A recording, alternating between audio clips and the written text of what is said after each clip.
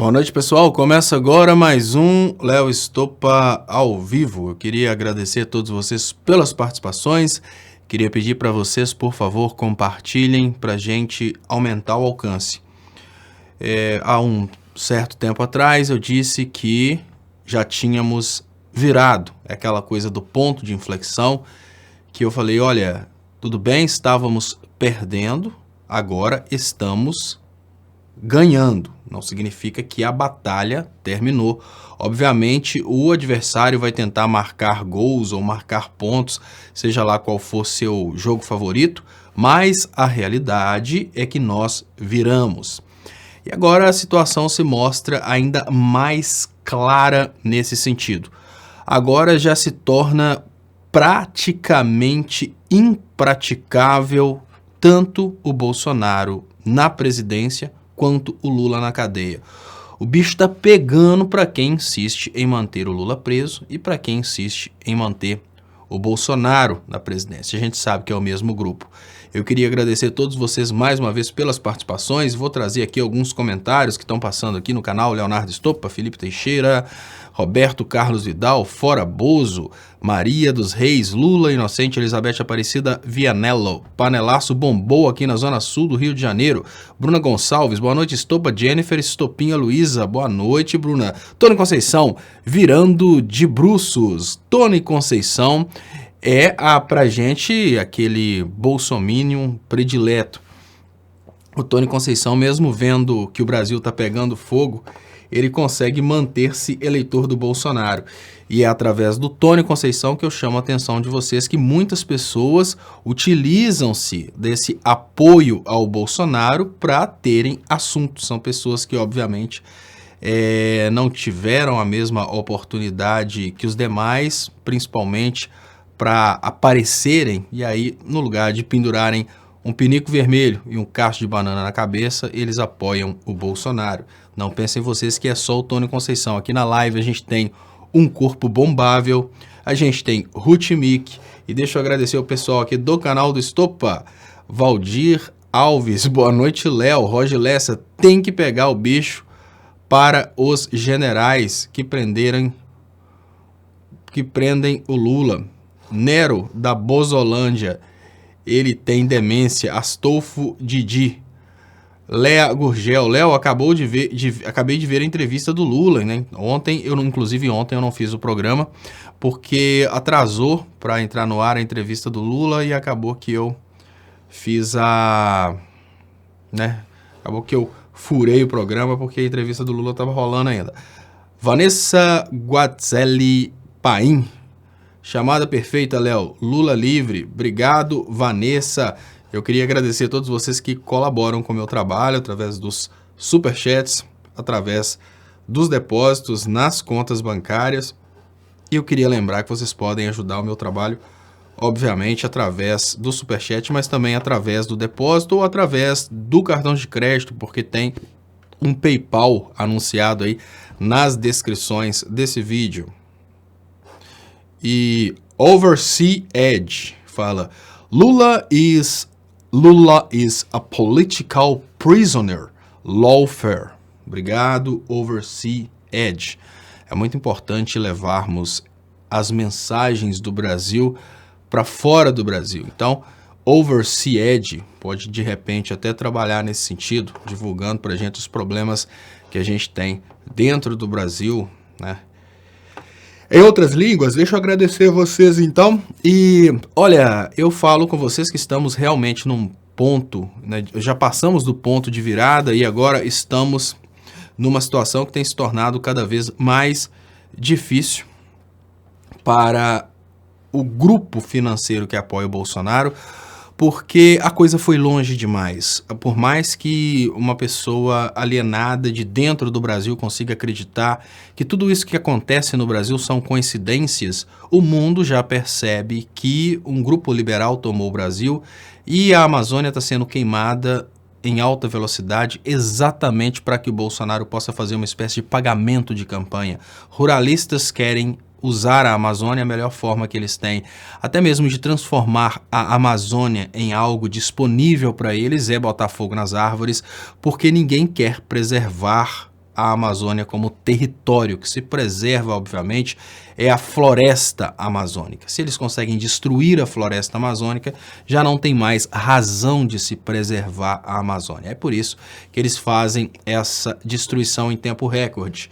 É importante falar também sobre 2 eventos que aconteceram hoje, que são eventos que trazem para a gente uma visão de como as coisas estão mudando. Tony Conceição fala, eu já falei isso umas 100 vezes, e agora eu vou falar com você pela primeira vez sobre os panelaços que aconteceram hoje durante o pronunciamento do Bolsonaro. É muito engraçado que o pronunciamento do Bolsonaro é aquilo que mais humilha os eleitores do Bolsonaro. Numa pesquisa que mostrou hoje que o Bolsonaro tem 48% de desaprovação contra 44% de desaprovação, mais de 60 pessoas concordam que o Bolsonaro deveria ficar calado, que nos mostra que mais de 60 pessoas, na verdade, desaprovam o Bolsonaro, apesar de que não são todas essas 60 pessoas que têm coragem de assumir que erraram na hora que votaram no Bolsonaro. Então, o panelaço é uma demonstração de que está ficando insuportável fingir que o povo apoia o Bolsonaro. E no momento que Marino fala queima ele Jesus, eu chamo a atenção de vocês sobre a importância de fazermos um trabalho que é... o Felipe, deixa eu só comentar, Felipe Teixeira fala, Léo, fala sobre os vídeos do Bruno Sartori. Olha, o Bruno Sartori é o mago da computação gráfica. O que eu tenho a dizer sobre os vídeos do Bruno Sartori é que o Bruno Sartori faz coisas que eu nem sabia que eram possíveis de serem feitas. Então, quem não conhece tem que conhecer. Aquele cara é, sem dúvidas, fantástico com computação gráfica. Ele é muito bom mesmo. E faz vários vídeos engraçados a respeito da política. E no momento que o Marino fala queima ele, Jesus, eu falo com vocês, olha... A solução não é queimar. Essa frase, queima ele, Jesus, é uma das frases mais anticristo que a gente poderia, nesse momento, receber. Olha que interessante, pessoal. Falando um pouquinho sobre a história de Cristo, Cristo, como filho de Deus, ficou 40 dias no deserto sendo tentado pelo diabo. Cristo, como filho de Deus, se você admite que Deus é mais poderoso, Cristo tinha poder para queimar o diabo, para destruir o diabo. Mas não, Cristo derrotou o diabo sem precisar de queimar o diabo. E quando a gente vê um evangélico usando a frase queima ele Jesus, Marino, a gente vê que o evangélico está sendo anticristo, porque Cristo veio exatamente para ensinar as pessoas que a missão de cada um de nós é resgatar quem está perdido e não queimar, matar, condenar à morte, né, pedir para que fuzilem ou então sair de um helicóptero comemorando a morte de alguém. Então, as atitudes anticristo que a gente tem percebido hoje são protagonizadas pelas falsas igrejas que se dizem evangélicas. Deixa eu agradecer aqui no canal do Estopa, Lavredi. Léo, um corpo saudável normalmente é um corpo delgado. Ele voltou com um novo codinome. Lavredi. Obrigado, Lavredi. Faz sentido sim, né? Um corpo saudável, um corpo delgado. Mas não é isso não. O delgado era gordinho. O delgado, ele sumiu da live. Foi no momento que um colega contou o problema dele com a esquerda. Quem aí não sabe, o delgado é uma pessoa anti-Lula. Eu nem considero o Delgado como sendo uma pessoa de direita, nem como sendo um liberal. O Delgado se mostrou na live como sendo um progressista, só que um progressista anti-Lula. É uma coisa muito estranha, né? E esse Delgado, que sempre se mostrou progressista, só que um progressista anti-Lula, ele participava das lives todos os dias, até que uma pessoa que me parece que era conhecida pessoal do Delgado, trouxe para nós a triste história do Delgado. O Delgado era uma pessoa que não tinha esse problema com o PT, não tinha problema com Lula, não tinha problema com ninguém, mas o Delgado, como médico, viu a sua namorada médica largá-lo para namorar um médico cubano. Então isso causou aí esse desespero no Delgado.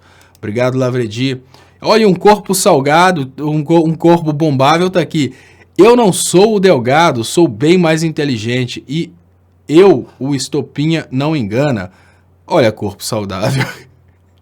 Não é questão de enganar ou não enganar, né? Tem muita gente hoje que acha que pode realmente compreender coisas que estão distantes do seu nível de compreensão, né? Provavelmente você é um daqueles que estava compartilhando vídeos fazendo chacota da Dilma pela questão do estocar o vento, sendo massa de manobra, sem saber que a Dilma falou uma coisa extremamente correta, né? Então, o fato de você não ter um conhecimento suficiente para compreender o que eu falo não significa que eu estou te enganando. Ian Siqueira, mesmo aqui jogando meu jogo, não deixo de ver o Estopa. Obrigado, Ian, muito obrigado a todos vocês pelo carinho. Pati, produtor cultural, muito obrigado, Pati, produtor cultural. Pati, então, né, que tal ser produtor aí da minha banda de rock, que eu ainda não montei, eu vou montar ainda um dia. Obrigado, Pati, pela participação. E Antônio Leandro, Léo, os candidatos estão te pegando para se eleger 2022. Eu não entendi. E por que está aqui Luciano Costa, né? Tá rolando um quebra-pau, deve ser. Olha, pessoal, então, falando com vocês sobre essa questão dos reviravoltas, né? Reviravolta para lá e reviravolta para cá, deixa eu agradecer o Josiel que está aqui, Josiel Santos. Boa noite, Léo. Já briguei com o acaso, lutei com o coração, levei tapas da saudade, quase morri de solidão. Nada me deixou mais triste do que ver Lula na prisão. Josiel Santos fazendo poesia. Obrigado, Josiel, e eu vou ler novamente, porque merece. Léo, já briguei com o acaso, lutei com o coração, levei tapas da saudade e quase morri na solidão. Nada me deixou mais triste do que ver Lula na prisão. Obrigado, Josiel Santos, pelo carinho. Obviamente, se o Lula tivesse a oportunidade, ele também diria obrigado pelo carinho. Mas ele vai ter essa oportunidade em breve, até porque hoje está bem difícil manter o Lula na prisão, né? Está bem difícil. Mas, enfim, eu queria agradecer a todos vocês que ajudam o meu trabalho. Queria lembrar, vocês podem ajudar também pelas contas bancárias que estão anunciadas aí nas descrições desse vídeo e também através do PayPal, que aí vocês podem ajudar com o cartão de crédito. Pessoal, o que são detalhes importantíssimos a respeito desse novo evento, que é um evento que realmente tem um potencial de derrubar o Bolsonaro? Nós temos eventos cercando por todos os lados. A Vaza Jato perdeu um pouco de foco, porque a Vaza Jato, que estava, obviamente, desestruturando a chegada do Bolsonaro ao poder, ela foi substituída por um evento que desestrutura o Bolsonaro no poder. Então, o Bolsonaro, na intenção de pagar suas promessas de campanha, de pagar quem conseguiu realmente financiar o WhatsApp, Twitter e todo o impulsionamento para colocar o Bolsonaro no poder, Bolsonaro criou condições para que a Amazônia fosse destruída em tempo recorde, né? Isso é o que a gente está vivendo hoje. Só que as repercussões internacionais, elas podem gerar prejuízos maiores do que os lucros que seriam obtidos pela apropriação das terras do Amazonas. E uma coisa importante que a gente precisa levar em conta, hoje já começa um movimento internacional que pode, inclusive, desapropriar a Amazônia do Brasil. Nós temos uma situação na qual ruralistas estão lutando pelo território amazônico, mas esses ruralistas podem chegar numa situação muito mais complexa. Imaginem vocês que o território, essa região, se for realmente... se o Brasil perder essa região, por exemplo, para a comunidade internacional de países, pode ser que alguns ruralistas brasileiros percam o direito de plantar onde eles já plantam. Então, nessa situação, nós temos uma corrida contra o tempo. De um lado, os comerciantes de madeira correndo contra o tempo para cortar a maior quantidade de madeiras que eles podem cortar.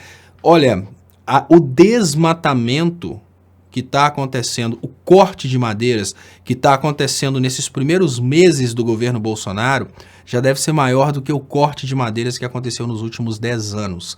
O que significa que nesses primeiros 8 meses de Bolsonaro, cortou-se mais madeira na Amazônia do que nos últimos 10 anos. Isso é uma coisa muito complexa para se lidar, porque é mais ou menos assim, pessoal. A madeira, ela tem um valor de mercado altíssimo, mas ela tem um custo muito alto para ser adquirida. Dentro desse custo está, obviamente, a possibilidade de se responder um crime ambiental. Ou seja, você corta a madeira, você vai ter que enfrentar, obviamente, a possibilidade de você ser preso por cortar essa madeira. O que o Bolsonaro fez para ajudar os ruralistas, ajudar essas pessoas que cortam essa madeira, foi retirar a possibilidade de ser crime ambiental. Ele tirou a fiscalização. Quando ele relaxou a fiscalização, o corte de madeira explodiu. É nessa situação, a gente está tendo agora, em tempo recorde, eles estão, o que os cortadores de madeira estão fazendo? Olha, vamos aproveitar esse período que o Bolsonaro está deixando a gente cortar madeira, para a gente cortar a maior quantidade possível, porque daqui a pouco voltam a fiscalizar. Isso está causando o maior corte de madeiras da região amazônica da história do Brasil. Nós temos também essa situação do Bolsonaro incentivando o que está acontecendo, no sentido de que, olha, vocês devem realmente se apropriar do território amazônico para plantio, para cultivo, porque o território amazônico tem que servir à economia. Nessa situação, obviamente, eles estão queimando tudo na velocidade que eles podem queimar. O que acontece é que dentro do Brasil, nós temos representações interessantíssimas de eleitores do Bolsonaro. Nessa live eu não tenho fanáticos evangélicos. Fanáticos evangélicos, obviamente, acham que eu sou de Satanás, eles não podem sequer ouvir o Leonardo Stoppa falando. Mas nessa live nós temos os micro-opressores, nós temos os pseudo-intelectuais, a gente tem aqui Tony Conceição, Ruth Mick, temos um corpo bombável, essas pessoas que mostram pra gente que não interessa a realidade, não interessa a sensatez, o que interessa é ficar apoiando o Bolsonaro. E nessa brincadeira o Bolsonaro tem conseguido realmente dar sequência nessas coisas, e aí eu falo com vocês quais são os prejuízos que o Brasil pode levar com tudo isso, e dentro desses prejuízos, obviamente a gente já tem aí um abandono do apoio ao Bolsonaro. Os mais prejudicados nessa brincadeira são, obviamente, os agricultores, os produtores rurais brasileiros, porque os produtos exportados pelo Brasil começam a ser embargados fora do Brasil. O que acontece é que um pequeno número de ruralistas, um pequeno número de latifundiários vai se desfrutar da repartição da floresta amazônica, do deserto amazônico. Eles estão transformando a floresta num deserto. Uma pequena quantidade de agricultores que vai dividir, obviamente, esse território da floresta amazônica. Agora, muitos agricultores que não tem nada a ver com o que está acontecendo na floresta amazônica, eles estão perdendo porque o Brasil começa a ser embargado de forma direta e indireta. Direta é quando um país proíbe a importação, indireta é quando o próprio povo faz uma campanha, não consuma produtos brasileiros porque eles estão destruindo a Amazônia. Deixa eu agradecer Josias Ribeiro. Léo, para o Bolsonaro, esse evento mundial de repúdio contra as agressões dele ao meio ambiente pode ser um exemplo do tal marxismo cultural? Olha, Josias Ribeiro, o Bolsonaro não sabe o que é marxismo cultural, Bolsonaro não sabe o que é socialismo, como ele não sabe o que é comunismo. Isso é importante. O detalhe é que o Bolsonaro, ele repudia tudo aquilo que é contra ele com esses argumentos de que é comunismo, que é ideologia de marxismo, tudo ele repudia dessa forma. Isso é uma estratégia interessante porque é o seguinte, durante vários anos, com a finalidade de eleger o PSDB, grandes agências, agências grandes não no sentido de grandiosidade, mas no sentido de número de pessoas e capital, quantidade de dinheiro, várias agências ficaram chuchando dinheiro para colocar na cabeça dos brasileiros que o mal do mundo é o comunismo. O Bolsonaro viaja no lucro dessa dopagem na cabeça do brasileiro. Então hoje, quando o Bolsonaro quer se defender de qualquer coisa, ele fala que o cara que está fazendo aquilo é comunista. Olha, eles não deixam o Brasil usar a região amazônica para desenvolvimento econômico porque são comunistas. É comunismo, é marxismo cultural. Então sim, ele usa, mesmo obviamente que não tenha absolutamente nada a ver com marxismo cultural. É tão somente uma questão ambiental que nem era pauta do Marx, mas infelizmente essa estratégia funciona, né? Essa estratégia de atribuir o título de comunista ou comunismo a tudo aquilo que vai contra os interesses do Bolsonaro e acaba funcionando. Pati, produtor cultural, deixa eu agradecer aqui no canal Leonardo Estopa. Gostaria de saber qual o sentido de V-tweet do Tony Robbins solicitando doações em dólar para alimentar os pobres estadunidenses. Achei que era cliques em que o milionário doava para crianças carentes. Pati, eu não sei do que está acontecendo do Tony Robbins. O que eu posso te dizer é que essa situação, olha que interessante, nós temos aqui dentro do Brasil uma propaganda que nos Estados Unidos só existe prosperidade. Agora, o número de pessoas passando fome, o número de pessoas em condições de miséria dentro dos Estados Unidos está crescendo muito mesmo. Deixa eu agradecer. E o Rutmik nos fala sobre a importância de falarmos com os eleitores do Bolsonaro que se não preservarmos a Amazônia, de onde que eles vão tirar o todinho produzido a partir do ornitorrinco amazônico. Então, muito obrigado, Rutmik, por nos lembrar da importância de preservar a Amazônia para permitir que os eleitores do Bolsonaro possam ter acesso aí ao todinho amazônico. Deixa eu trazer para vocês. Agora, pessoal, elementos importantes que aconteceram no dia de hoje. E eu gostaria de falar primeiro sobre esse posicionamento do Gilmar Mendes, não porque o Gilmar Mendes significa algo de bom, nem porque o Gilmar Mendes significa algo de honesto, mas o Gilmar Mendes significa uma coisa que faz muita diferença dentro do Brasil. E 202 Crocs fala que Bolsonaro faz xixi sentado. Olha, devemos Lula um julgamento justo, reconhece Gilmar Mendes. Olha, pessoal, por que eu acho que esse posicionamento do Gilmar Mendes ele é um indicativo interessante? O Gilmar Mendes ele assumiu de uma forma clara essa necessidade de combater os falsos julgamentos da Lava Jato. A gente sabe que Gilmar Mendes não mexe um músculo que não seja para o seu próprio benefício. A gente sabe que Gilmar Mendes não está nem aí para a lei, nem aí para a Constituição. O negócio dele são os interesses dele. Mas o Gilmar Mendes não é um cara que vive do seu cargo de ministro do STF. O Gilmar Mendes ele tem o status de ministro do STF, o poder de ministro do STF, que é bem diferente de precisar do salário de ministro de STF, que para ele é uma mixaria. O Gilmar Mendes ele tem negócios no Brasil. O Gilmar Mendes, além de ter negócios no Brasil, o Gilmar Mendes ele tem uma biografia significativa dentro do mundo jurídico. O que significa para mim esse posicionamento do Gilmar Mendes? É muito mais do que a posição de um ministro do STF que vai julgar o caso do Lula. Esse posicionamento do Gilmar Mendes, ao meu ver, significa de uma forma muito clara o posicionamento da elite brasileira. A elite brasileira já começa a reconhecer que o Lula na cadeia gera muito prejuízo e o Bolsonaro na presidência também gera muito prejuízo. Olha, nós podemos criar uma espécie aí de cálculo, obviamente, uma soma de eventos para que a gente consiga contextualizar a realidade do Brasil. Lula na cadeia é prejuízo, mas Bolsonaro na presidência, que também é prejuízo, aí é muito prejuízo junto. A elite, ela, sem sombra de dúvidas, ela está num degrau bem mais alto da escada econômica.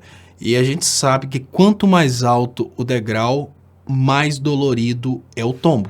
Então, obviamente, o Gilmar Mendes ele é um indicativo de que a elite financeira, ela não quer o Lula preso. A elite financeira já começa a perceber que a prisão do Lula significa muito mais do que simplesmente uma oportunidade de fazer uma reforma da Previdência. A prisão do Lula significa uma oportunidade para os Estados Unidos destruírem a soberania nacional, o que acaba não sendo necessário, não sendo interessante para a elite brasileira. É claro que é muito interessante para a elite brasileira tirar os seus direitos como trabalhador, mas não é interessante para a elite brasileira perder o controle, por exemplo, sobre as empresas dentro do Brasil, porque esse controle vai ser dado à elite dos Estados Unidos. Então a elite de dentro do Brasil já começa a perceber que o Lula preso é prejuízo. Deixa eu agradecer vocês e pedir, por favor, compartilhem para a gente aumentar o alcance. Eu queria agradecer de coração as pessoas que fizeram os clubes, os grupos de WhatsApp. Queria agradecer muito o Anthony, que tem me ajudado bastante. Até, lógico, a Tatiana, tem também Gata Negra, tem também tem o Deadpool, que participa às vezes aí também. Aí precisamos... Eu quero saber onde está o Chocoprint BR, né? O primeiro a sumir foi o...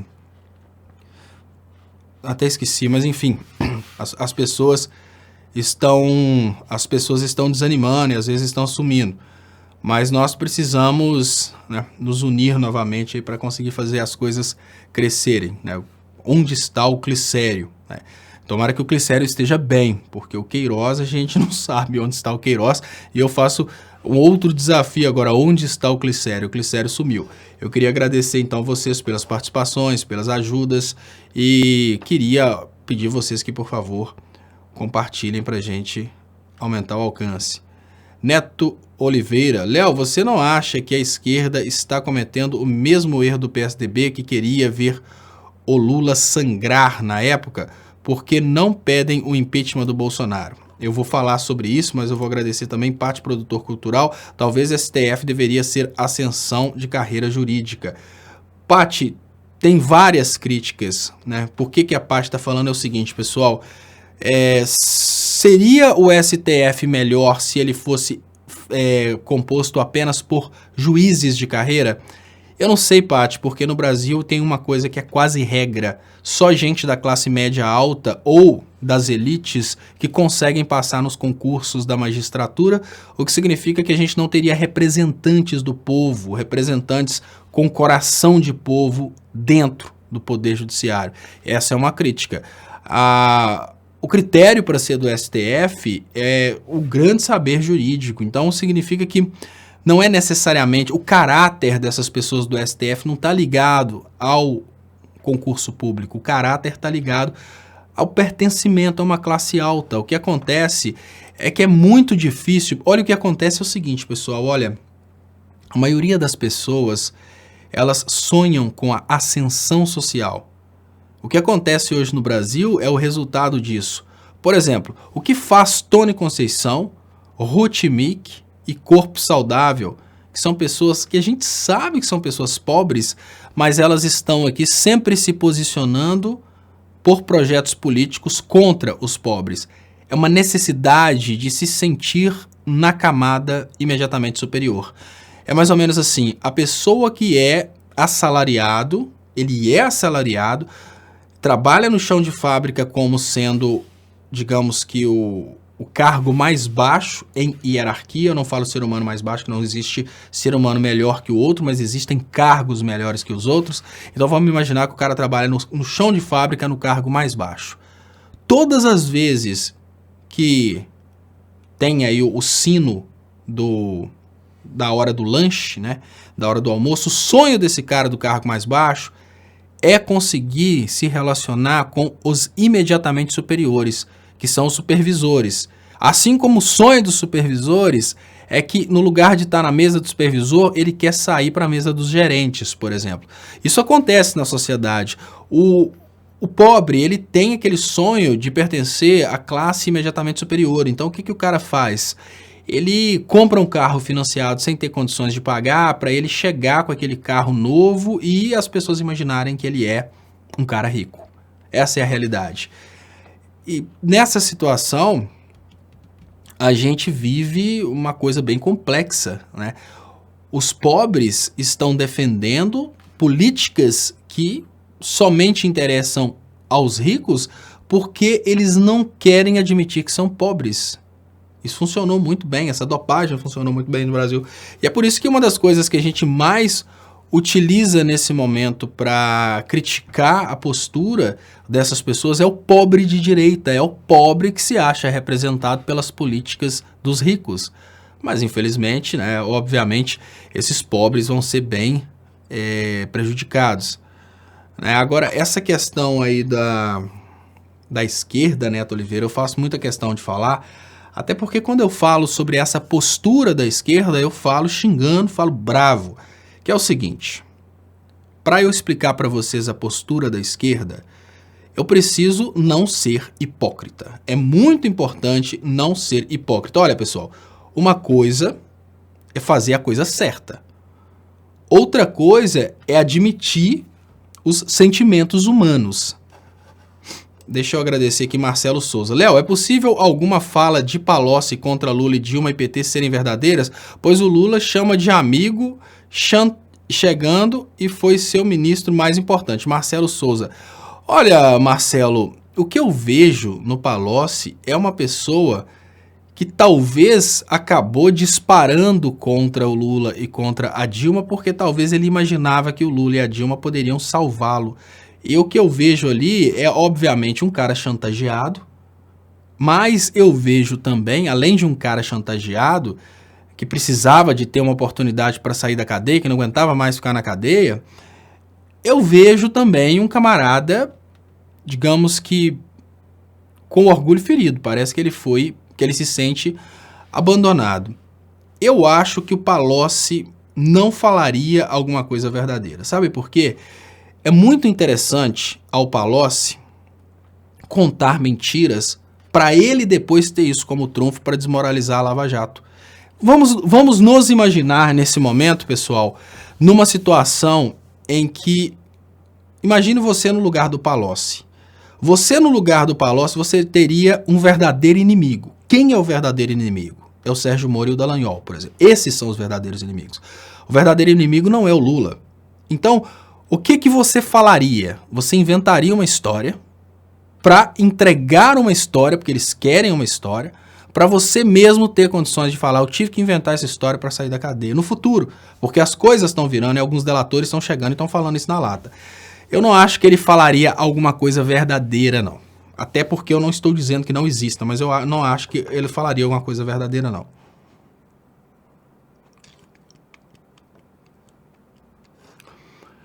Bom, e eu gosto muito de comentários de um corpo bombável, porque, vejam bem, um corpo bombável, ele mostra pra gente um retrato do que é o eleitor do Bolsonaro. Olha que interessante.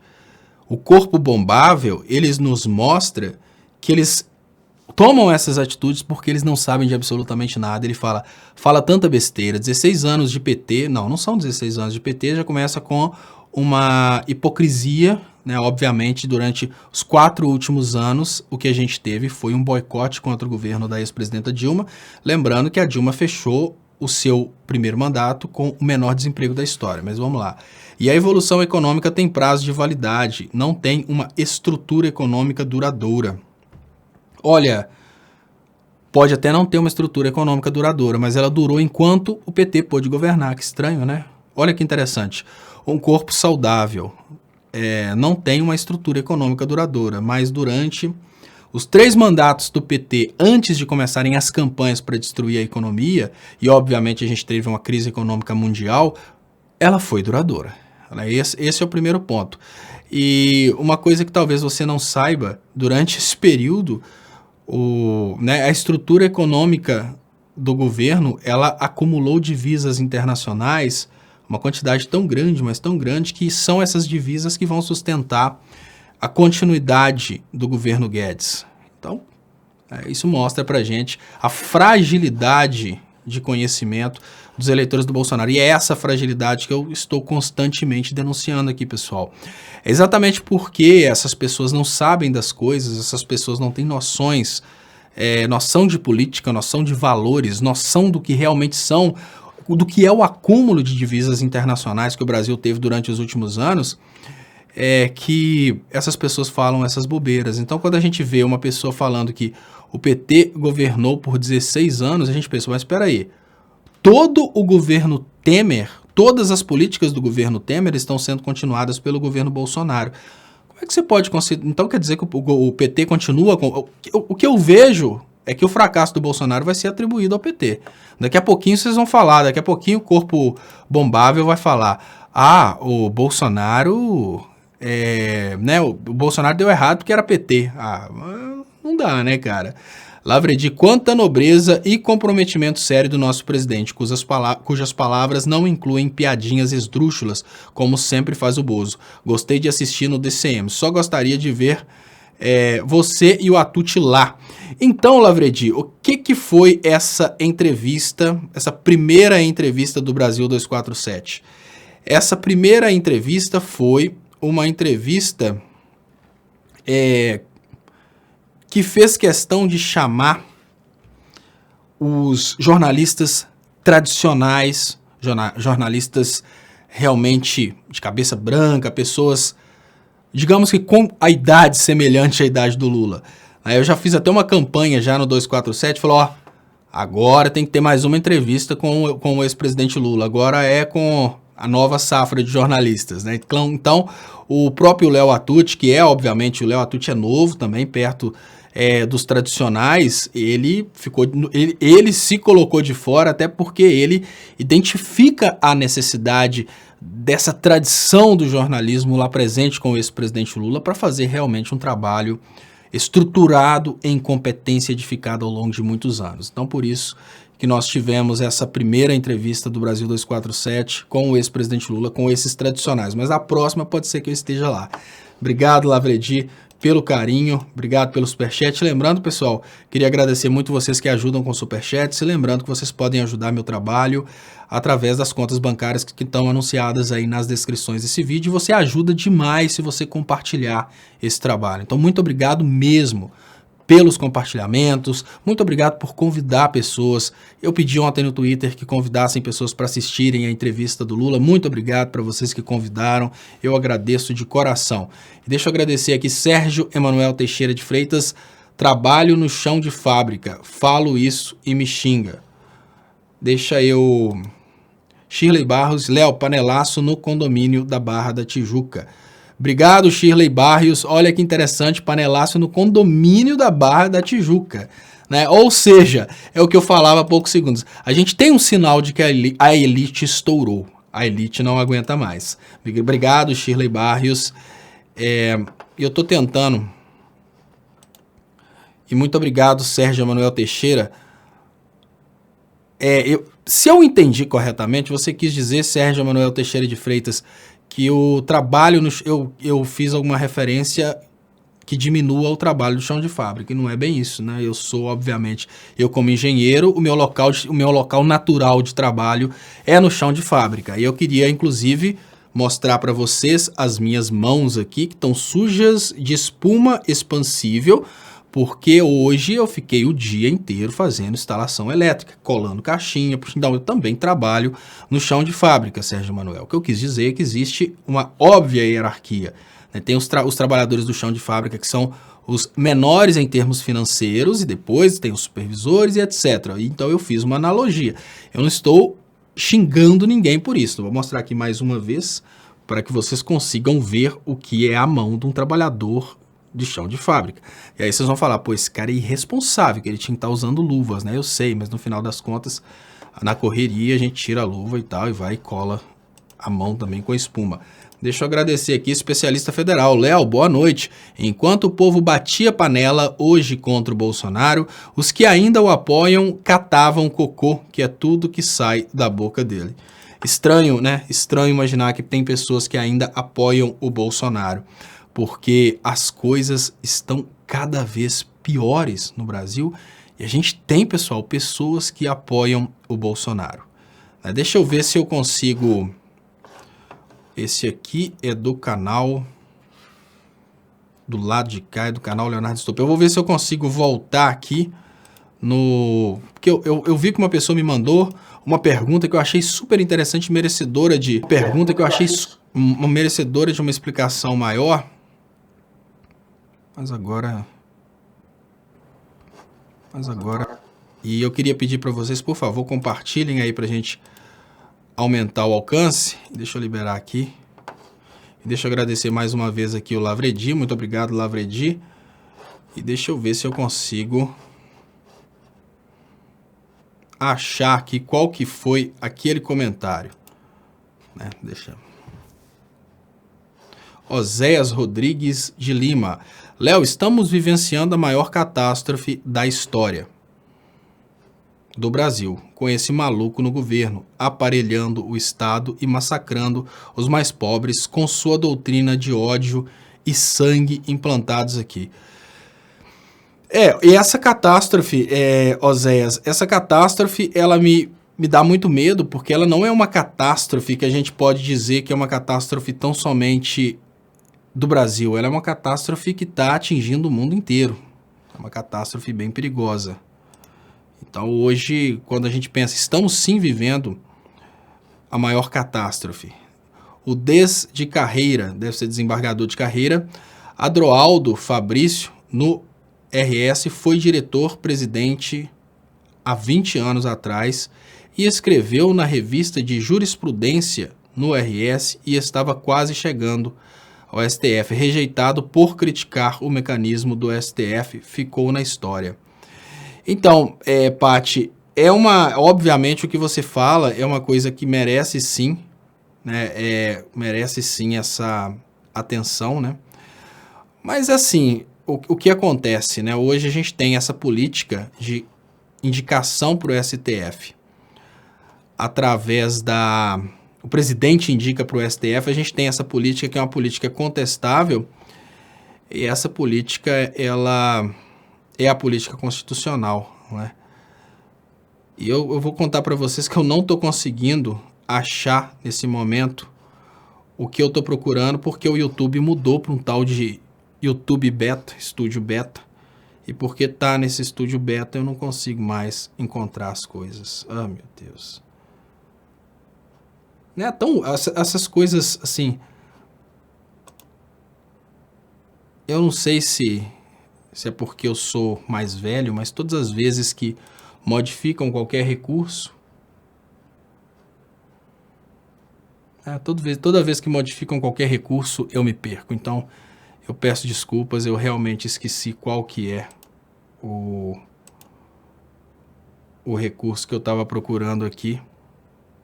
Eu estava procurando aqui um comentário, superchat que eu perdi, e o YouTube Beta, ele não me permite acessar as coisas mais. Então, o YouTube, muito obrigado por ter me obrigado a ter o YouTube Beta, né, que é sem dúvidas a maior porcaria inventada pelo YouTube, né? Deve ser muito bom, desde que não fosse ruim.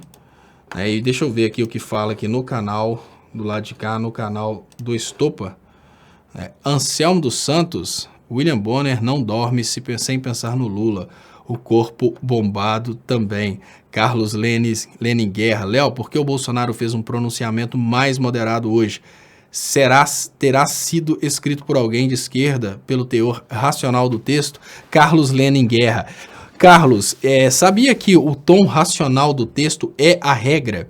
Eles usam o tom radicalzinho, Carlos, para fazerem um personagem enérgico que resolve as coisas. Imaginem vocês que pessoas do tipo Silas Malafaia, que são, obviamente, não são pastores de Deus, para mim são satanistas, né? Mas eles falam assim, ó, mas eu não sei o que, hein? Mas como assim? Né? Antigamente, o personagem do pastor era aquele cara extremamente tranquilo, irmão, com Jesus no coração e o talão de cheque na mão, vamos louvar o Senhor. Antigamente era aquela coisa totalmente serena. E, no entanto, a gente tem um Silas Malafaia que eu não sei o que, hein? Quem que é que eu não sei o que de não sei o que? E fica lá xingando a homossexual, naquele radicalismo todo. Sabe por quê? Porque funciona, Carlos, funciona. Então, esse discursinho enérgico, por ele funcionar, eles adotam. Só que o detalhe é que o discursinho enérgico não está funcionando mais.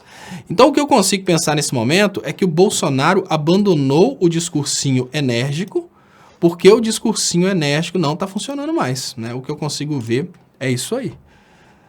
Seria escrito por outra pessoa? Sim. Eu não acho que o Bolsonaro escreve os próprios discursos, até porque o Bolsonaro não tem condições de comunicar nada de bom. Ele só consegue comunicar promessas de ignorâncias, promessas estranhas.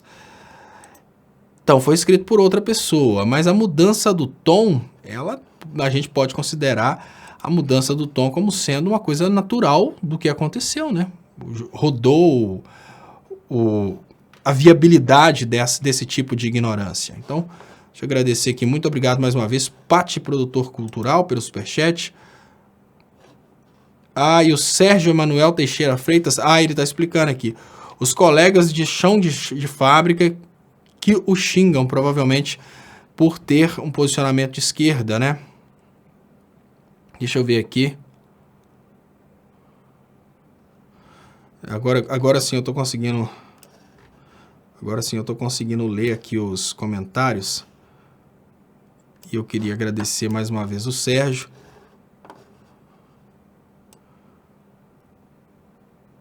E deixa eu ver se eu consigo... Deixa eu ver se eu consigo ver aquele comentário que eu perdi e eu falei que seria...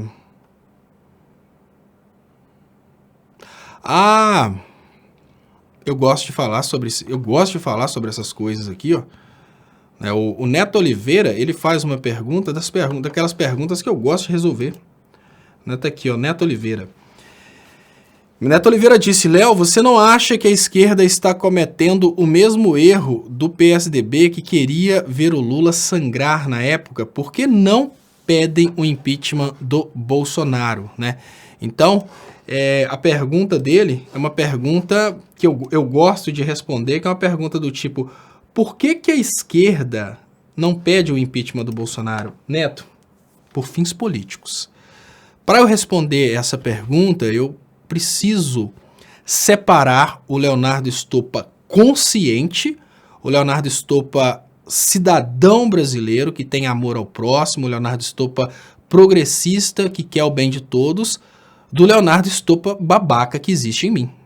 Dentro de todos nós existe, obviamente, um babaca e existe um ser humano que tem amor ao próximo. O detalhe é o tamanho de cada um. Num Bolsonaro, o ser humano que tem amor ao próximo é obviamente minúsculo, só consegue ter amor aos próprios filhos. Esse é o detalhe, a diferença é essa. Então, num liberal, o ser humano que tem amor ao próximo é muito pequeno. Então, para responder essa pergunta do Neto Oliveira, eu preciso deixar crescer, primeiramente, o Leonardo Stoppa babaca e falar com vocês. Olha, como um babaca, eu diria que a melhor coisa que aconteceu foi a eleição do Bolsonaro. Imaginem pro Leonardo Stoppa babaca que ficou durante 3 anos avisando, não votem no Bolsonaro, apontando erros do Bolsonaro, e o Bolsonaro foi eleito. Então, o Leonardo Stoppa babaca percebe que realmente tudo que ele falou que o Bolsonaro faria, o Bolsonaro está fazendo. A destruição da Amazônia é uma coisa que eu falei muitas vezes. Então a gente percebe que hoje o eleitor do Bolsonaro, ele carrega nas costas a culpa de ter feito isso. Imaginem vocês que eu tenho vários parentes tortos, né? Eu falei com vocês, parente direto, eu não lembro de nenhum, né, da família Rocha ou da família Stoppa, eu não lembro de nenhum ter votado no Bolsonaro. Mas parente torto, né? Parente da Jennifer, por exemplo, várias pessoas que votaram no Bolsonaro, principalmente por essa questão de igreja, e são pessoas que eu tentava explicar que essas coisas não faziam sentido, são pessoas que eu tentava dizer tudo aquilo que eu já dizia há 3 anos, e eram pessoas que me ignoravam. Então, olhem o seguinte, para o Leonardo Stoppa babaca, não há nada mais prazeroso do que ver essas pessoas agora se escondendo do que elas fizeram. Essas pessoas hoje se escondem de terem votado no Bolsonaro. Aqui em Ponte Nova, às vezes eu olho para os conhecidos que ficaram postando coisa do Bolsonaro e dou só aquela olhadinha assim, o cara já passa vergonha. Eu sinto a vergonha nos olhos das pessoas. Aqui em Ponte Nova, o cara que na reta final ele realmente se sentiu o bambambam, que ele ia bombar apoiando o Bolsonaro. Hoje ele tem milhões de desculpas para falar que não, que o PSL, no final das contas, ele descobriu que o PSL estava envolvido em corrupção, que a esposa dele foi chamada para ser candidata, para entrar no esquema, mas ele não quis. Mentira, mentira. Tá todo mundo hoje passando vergonha. Então, pro babaca que existe em mim, a melhor coisa que aconteceu, Neto Oliveira, foi a eleição do Bolsonaro. Porque com a eleição do Bolsonaro, eu posso olhar e falar, eu avisei. Eu posso repetir, eu avisei. Eu posso dizer de novo, eu avisei. Agora imaginem se além de babaca eu fosse candidato a alguma coisa. Se além de babaca eu fosse candidato, eu poderia hoje estar torcendo para que o Bolsonaro ficasse até 2022 para provar por A mais B que eu sempre estive certo. E mais, hoje eu já poderia estar fazendo minha campanha prometendo a reconstrução da floresta amazônica. Olha que perfeito, olha que perfeito. Imaginem que o Leonardo Stupa babaca, que não luta contra o Bolsonaro, ele só aponta os erros do Bolsonaro, ele não luta pela educação do povo, ele só aponta os erros do Bolsonaro para mostrar que eu sei criticar. Aí imaginem vocês, eu, se for eleito em 2022, vou trazer de volta o direito da aposentadoria, eu vou lutar para que essa reforma da Previdência seja anulada. Eu vou lutar para que a reforma trabalhista seja anulada. Eu vou lutar para trazer de volta o pré-sal para investir na saúde e na educação. A melhor coisa que tem para um político de esquerda é o Bolsonaro no poder, Neto. Por quê? A melhor coisa que tem para uma pessoa que vende comida é o outro estar com fome. Então, se o outro está com fome e tem dinheiro, condição perfeita. Ou seja, o outro está com fome e tem voto, condição perfeita para os candidatos que criticam o Bolsonaro. Então hoje, os candidatos que criticam o Bolsonaro não querem o Bolsonaro fora. Não há possibilidade do Bolsonaro dar certo. No início existia aquele pequeno medo na esquerda de que o Bolsonaro realmente conseguisse mostrar serviço. Existia um medo. Hoje não existe isso mais. Hoje, olha, no início eles cogitavam o impeachment do Bolsonaro. No início. Por quê? Porque no início existia nos políticos de esquerda o pequeno medo de que Bolsonaro desse certo e mostrasse serviço. Hoje a esquerda tem medo do impeachment do Bolsonaro porque a esquerda tem medo do Bolsonaro cair e o Mourão mostrar serviço. Isso são os políticos de esquerda. Não todos, claro que não todos. Os políticos de esquerda, eles têm medo de que o Bolsonaro saia e o governo entre no eixo. Os políticos de esquerda, eles hoje desfrutam o fato de que o Bolsonaro não conseguiu fazer uma coisa boa para o Brasil. Por mais que os eleitores do Bolsonaro fiquem dizendo, não, o Bolsonaro fez isso, o Bolsonaro fez aquilo. No fundo, ele não fez. Essa é a realidade. Então não adianta nada eu virar e falar, eu ganhei na loteria, eu sou rico. Eu não sou. E essa é a realidade do eleitor do Bolsonaro. O eleitor do Bolsonaro ele pode vir aqui na live e falar, agora o Brasil está com o melhor risco Brasil da história, geração de empregos, a economia está bombando, mas não está. Não está. Os números mostram que não está. Então, tecnicamente falando, o Bolsonaro ele é a melhor propaganda para a esquerda. Os políticos de esquerda não vão pedir o impeachment do Bolsonaro, Neto Oliveira, porque o Bolsonaro está fazendo campanha para a esquerda fora do período eleitoral. A melhor forma de você fazer, se você tem 2 produtos, vamos imaginar que no Brasil existem apenas 2 tipos de carro. No Brasil só tem 2 carros.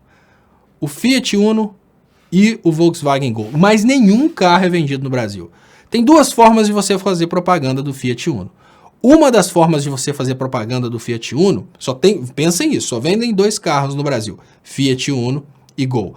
Uma forma de você fazer propaganda do Fiat Uno é mostrando as vantagens que o Fiat Uno tem e falando que o Fiat Uno vai ser melhor que o Gol. A outra forma é mostrar um monte de vídeo com o Gol pegando fogo. Ou seja, o Gol pega fogo. Você fez a propaganda do Fiat Uno do mesmo jeito porque ninguém vai querer comprar um carro que pega fogo. E essa é a realidade que a gente está vivendo hoje no Brasil. Hoje nós temos uma realidade na qual o Bolsonaro é um carro que pega fogo. O Bolsonaro dá errado.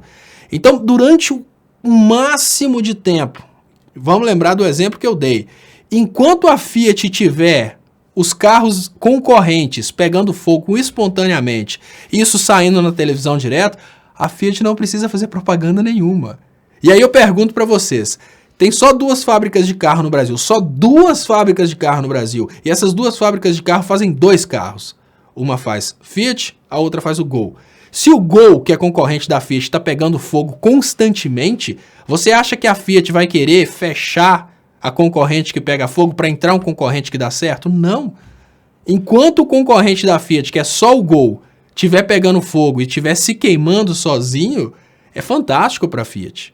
Ela tem certeza que na próxima compra o cara vai escolher um Fiat. O que a esquerda percebe nesse momento através do Brasil vendo o Bolsonaro dando errado? A próxima eleição, obviamente, vai ser da esquerda. E o Bolsonaro, ele consegue contaminar eleições ao redor de todo o Brasil.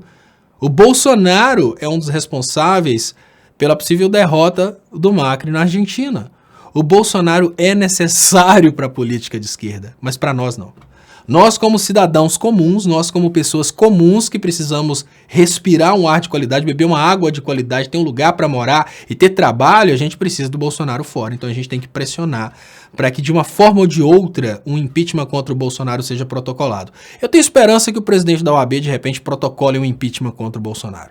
Porque é uma pessoa conhecida, uma liderança conhecida, que está surgindo aí, e talvez ele faça esse importante passo pela democracia brasileira.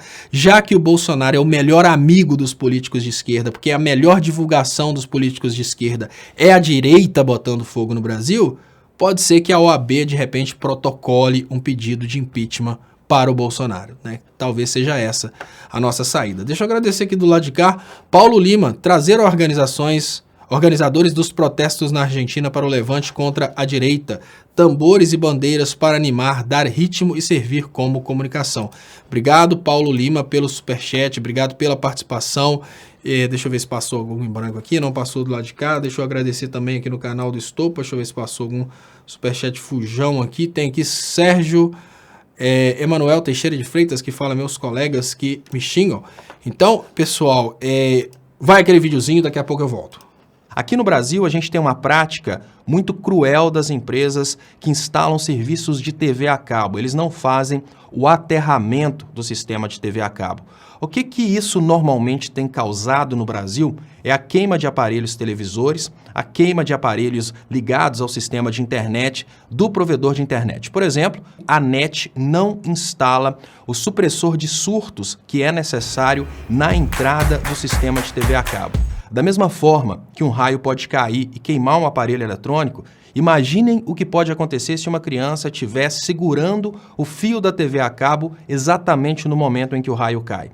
O que eu estou chamando a atenção de vocês é que o sistema de TV a cabo, como está sendo instalado pela NET em várias casas brasileiras, ele pode causar não apenas a queima dos aparelhos, como pode causar também a morte de pessoas. O que acontece é que na hora que o raio cai, uma indução eletrostática acontece naquele fio que está esticado. E ali, aquele fio recebe centenas de milhares de volts e quebra o isolamento do equipamento. Isso queima a televisão, isso queima os aparelhos conectados à internet e pior, se tiver uma pessoa, ela pode morrer. Por que ninguém fala a respeito disso no Brasil? Porque é muita grana que está em jogo. É muito mais fácil deixar as pessoas mais pobres morrerem sem saber o que está acontecendo do que denunciar uma empresa do tamanho da NET que ela está instalando o sistema sem a devida proteção, porque na hora que cai um raio e queima, eles averiguam e tentam dar barrigada e não pagar a indenização. A tendência natural do brasileiro é deixar para lá. Então eles não atendem, você vai deixando a coisa para lá até o momento em que você perde o direito de entrar na justiça contra eles. Estatisticamente fica mais barato para eles desrespeitarem o Brasil do que atenderem adequadamente. Aí que entram as agências regulamentadoras para exigirem essa condição de segurança. No Brasil eles têm um lobby muito forte e isso não acontece. Aqui no Brasil a gente tem uma prática muito cruel das empresas que instalam serviços de TV a cabo. Eles não... Pessoal, eu estou reparando aqui as conversas e eu vi que uma pessoa falou que o Bolsonaro é um presidente escolhido por Deus. Eu queria lembrar que Deus escolheu uma a uma todas as pragas do Egito.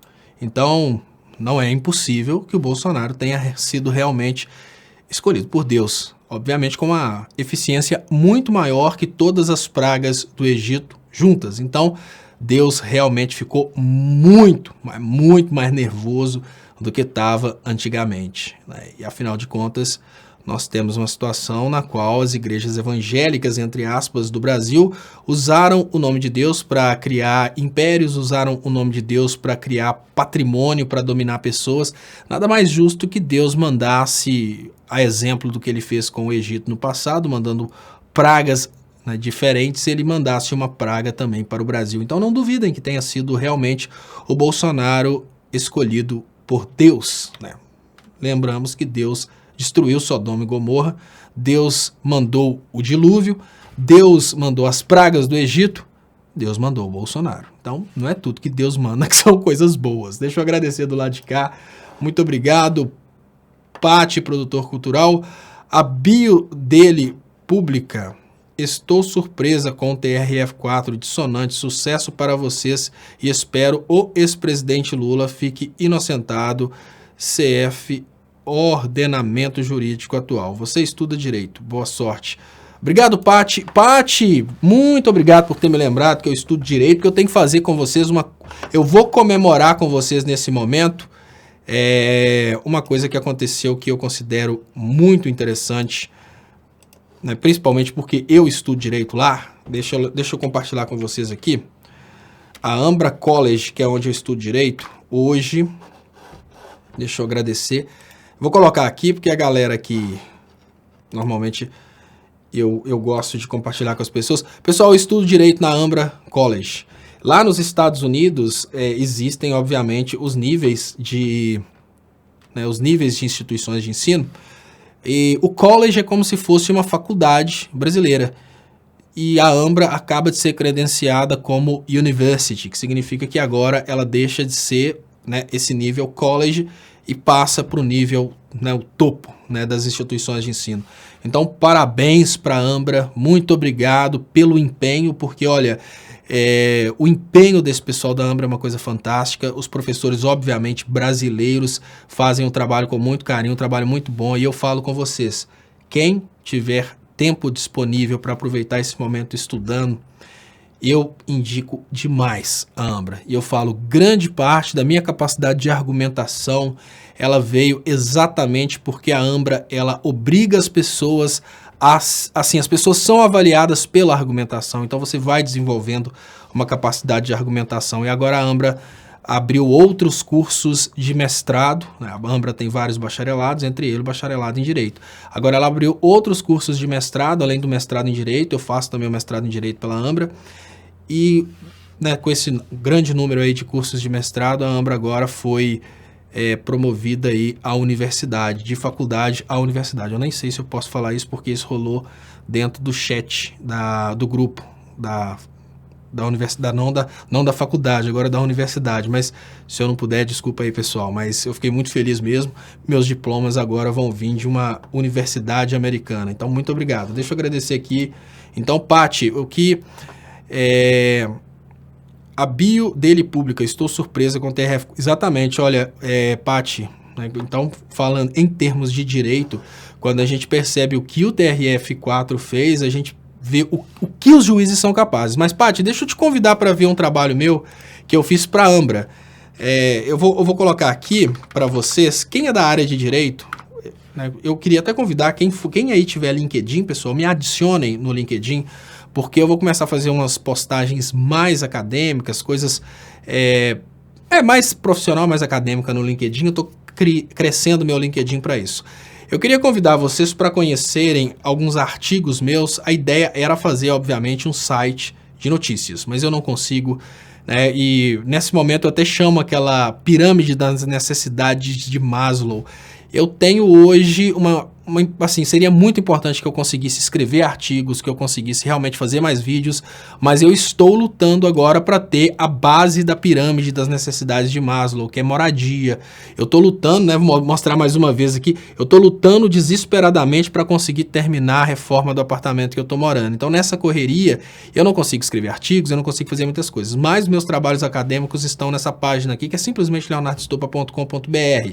Pati, A Matemática do Direito, eu percebi que você é uma pessoa da área de direito, eu queria te convidar para ler esse artigo. Esse artigo eu fiz, obviamente, antes da Vaza Jato, e nesse artigo eu já falava já sobre tudo que está acontecendo na Lava Jato, em especial da compra de decisões judiciais através das palestras. Eu coloco como os juízes são levados a tomar decisões pelos próprios interesses e como eles buscam nas leis e na Constituição apenas o fundamento para aquilo que eles já decidiram. Então, muito obrigado a todos vocês. Muito obrigado, Paty. Muito obrigado, Sueli Resistência. Léo, os bolsominions, numa intervenção no Brasil com outros países, eles irão enfrentar com arminhas que o Bozo liberou e o exército com armas de 2 horas de guerrilha para encarar. Sueli Resistência, não. O que aconteceria, obviamente, no caso de uma intervenção de outros países no Brasil, eu não acredito que ela chegue a acontecer, porque nos primeiros embargos oficiais o Bolsonaro cai. Essa é a minha opinião. O Bolsonaro não é um cara forte o suficiente para se segurar no poder quando o Brasil for embargado oficialmente. Vamos imaginar que os produtos brasileiros são oficialmente embargados na Europa. Acabou, Bolsonaro cai. Então, o ponto, né, que a gente precisa levar nesse ponto é, eu não imagino que a gente chegue para uma guerra armada nesse sentido, mas se a gente tiver qualquer tipo de guerra de verdade, os primeiros a se esconderem dentro de casa serão os bolsominions, que eles são covardes. São covardes. Eles só têm coragem de fazer arminha para quem está desarmado. Obviamente eles vão ficar escondidos dentro de casa e são nossos soldados trabalhadores que, obviamente, enfrentariam qualquer guerra em nome dos bolsominions. Então, quando o Renato Russo fala que não protege o general de 10 estrelas que fica atrás da mesa com o cu na mão, e o que ele está dizendo é isso mesmo. Que, olha, o playboy, o riquinho, ele quer alguém para fazer o trabalho sujo para ele. O eleitor do Bolsonaro, o cidadão de bem, ele quer que alguém faça o trabalho pesado, o trabalho de risco para ele. Ele não vai se colocar nessa situação. Ele vai usar a arminha dele para oprimir o vizinho que ele sabe que não tem arma. Ele jamais usaria a arminha dele para enfrentar uma outra pessoa que ele sabe que está armada. Sabe por quê, Sueli? Porque ele é covarde. Covarde. A pessoa que vota no Bolsonaro, ela vota no Bolsonaro porque ela precisa de alguém para ser o opressor na frente dela. E uma vez eu fiz um vídeo, infelizmente eu usei a imagem do Guilherme Rocker e ele não gostou nada porque eu atribuí a imagem dele a um eleitor do Bolsonaro, mas eu fiz um vídeo sobre o perfil psicológico do eleitor do Bolsonaro. E o que eu consigo ver no perfil psicológico do eleitor do Bolsonaro é uma pessoa que obviamente teve frustrações na vida, não conseguiu superar essas frustrações e por causa dessas frustrações que se tornaram traumas, essa pessoa precisa de um opressor na frente dela para ela conseguir, obviamente, ser alguém. Então o cara que às vezes sofria bullying na escola porque era o bobão da escola, o cara que na escola não conseguia, entre aspas, pegar as menininhas, esse cara se torna um eleitor do Bolsonaro porque ele cresceu revoltadinho, cheio de complexos. Então, obviamente, assim, do fanático eu não falo, né, pessoal? O fanático, se o pastor mandar votar numa ovelha, o fanático vota. Se o pastor mandar votar no macaco, o fanático vota. Se o pastor mandar votar num cachorro, o fanático vota. O que eu tô falando, obviamente, são das pessoas que têm um pouco de raciocínio e essas pessoas usam esse pouco de raciocínio para tentarem matar um trauma que elas têm. Essas pessoas vivem um trauma de muito tempo e essas pessoas precisam de uma forma ou de outra combater esse trauma. Como que essas pessoas fazem para combater esse trauma? Conseguem colocar na frente delas um opressor. Você quer ter uma ideia de como isso é uma coisa que faz sentido? Todos nós aqui passamos pelo momento do curso de ensino médio, ou seja, o momento que a gente estava na escola, a gente teve, obviamente, aula sobre a Segunda Guerra Mundial. E a aula sobre a Segunda Guerra Mundial, ela assusta muitas pessoas porque o Hitler é vendido como um tirano maligno, covarde, cruel, e todo mundo vê a foto do Hitler no livro de história com a suástica. Todos nós tivemos uma experiência de ver um coleguinha do mal desenhando a suástica para todo lado, não é?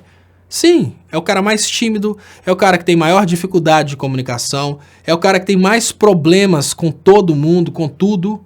Ele usa a suástica do Hitler como escudo para falar, eu sou mal. Hoje os eleitores do Bolsonaro fazem a mesma coisa. Eles usam essa ideia de que eles são menininhos maus e com essa ideia de que eles são menininhos maus, eles acabam passando vergonha, porque eles não são menininhos maus, eles são menininhos bobos. Deixa eu agradecer Lavredi e mundo inteiro protestando contra incêndios no Amazonas, repudiando declarações do Bolsonaro, ameaçam boicotar produtos agrícolas brasileiros. Lavredi, exatamente, nós já temos então hoje esse processo de boicote indireto e agora nós podemos passar para o boicote direto, que é quando os países declaram boicote, aí o produto nem pode entrar. Hoje os produtos entram e eles começam a boicotar esses produtos. Podemos chegar no momento em que os produtos nem vão poder entrar mais nesses países. Então, pessoal, muito obrigado. Eu volto amanhã nesse mesmo horário, nesse mesmo canal com o Léo Estupa.